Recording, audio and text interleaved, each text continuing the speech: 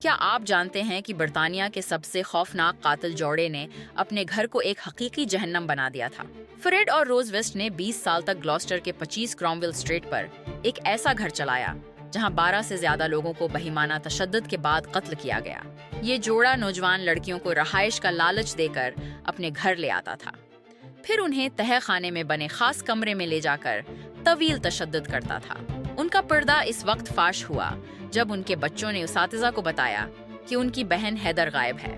Police نے باغ کھودا تو متعدد لاشیں ملیں جن کے سر کٹے ہوئے تھے۔ فریڈ نے جیل میں خودکشی کر لی جبکہ روز کو عمر قید کی سزا ملی۔ آج بھی وہ اپنے جرم سے انکار کرتی ہے، حالانکہ مقتولین کے زیورات اس کے پاس سے برآمد ہوئے تھے۔